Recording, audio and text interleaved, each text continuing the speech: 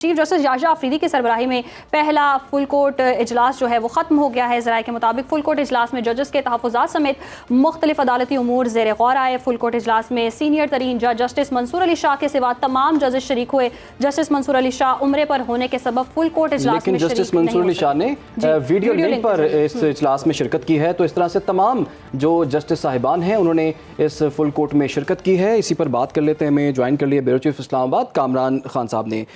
कामरान खान साहब, नए chief justice और उनका पहला फुल कोर्ट इजलास और आज उनका पहला वर्किंग डे भी है।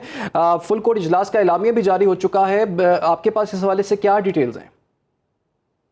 जी बिल्कुल, chief justice of Pakistan justice Yahya Afridi का आज ये पहला फुल कोर्ट इजलास था और जिसमें खुश आइंद बात यह है कि तमाम जज साहिबान शामिल हुए और यहाँ तक के जस्टिस मंसूर अली शाह जो कि सीनियर मोस्ट जज हैं इस वक्त हायरार्की में, वो भी चूंकि उम्रा पर थे लेकिन इसके बावजूद उन्होंने इस फुल कोर्ट इजलास में बजरिया वीडियो लिंक शिरकत की है। और यानी हम ये कह सकते हैं कि तमाम के तमाम जज साहिबान जो थे वो आज इस फुल कोर्ट इजलास में शरीक हुए हैं। इस फुल कोर्ट इजलास बुलाने का फैसला ये उनका सबसे पहला फैसला था जो चीफ जस्टिस ऑफ पाकिस्तान ने हल्फ उठाते ही किया था। उन्होंने सबसे पहले ये फुल कोर्ट इजलास तलब किया कि ये आज के लिए होगा। हफ्ते वाले दिन उन्होंने जब हल्फ उठाया था ईवान सदर में, उसी वक्त वहां पर वो हल्फ लेने के बाद सुप्रीम कोर्ट पहुंचे थे और उन्होंने कुछ इंतजामी फैसले किए थे।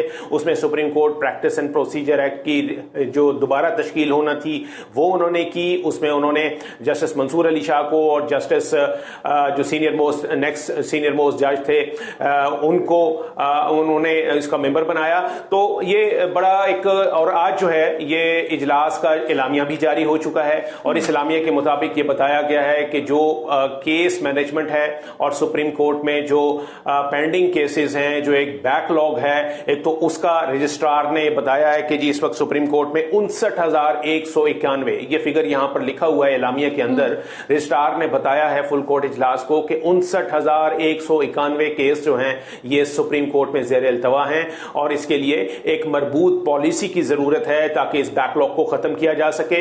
इस हवाले से मैं बताता चलूं कि जस्टिस मंसूर अली शाह जो थे उनको एक केस डिस्पोजल कमेटी का उनका सरबराह बनाया गया था और उनसे ये कहा गया था कि वो केस मैनेजमेंट प्लान बनाएंगे।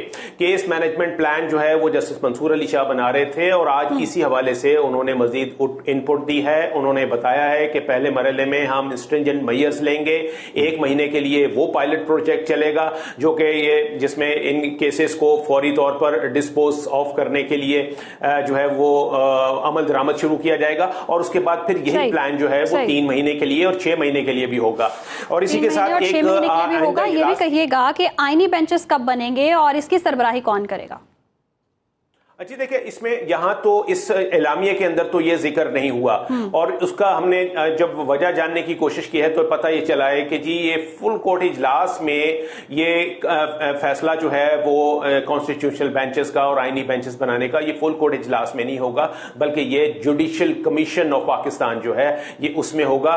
एक 13 रुकनी जुडिशल कमीशन जो है वो 26 आइनवी तरमीम के तहत ये बनाया जाएगा, जिसमें के तमाम जो चीफ जस्टिस उसकी सरबराही करेंगे, उसमें 4 सीनियर जज होंगे सुप्रीम कोर्ट के, उसमें जो एडमिनिस्ट्रेटिव जज, जो प्रिजाइडिंग जज हैं जो कि कॉन्स्टिट्यूशनल कोर्ट के सरबराह होंगे वो उसके मेंबर होंगे। फिर उसमें 4 अरकान कौमी असम्बली का भी इजाफा किया गया है, यानी ये मेंबरान असम्बली जो हैं इनकी भी शिरकत उसमें होगी, ये मेंबर के तौर पर वहां पर आएंगे। तो ये 13 रुकनी जुडिशल कमीशन बनेगा, ये इसकी डोमेन है। 26वीं आईनी तरमीम के तहत जुडिशल कमीशन ने यह तय करना है कि आईनी बेंचेस कौन से होंगे और कौन उसका प्रिजाइडिंग जज होगा।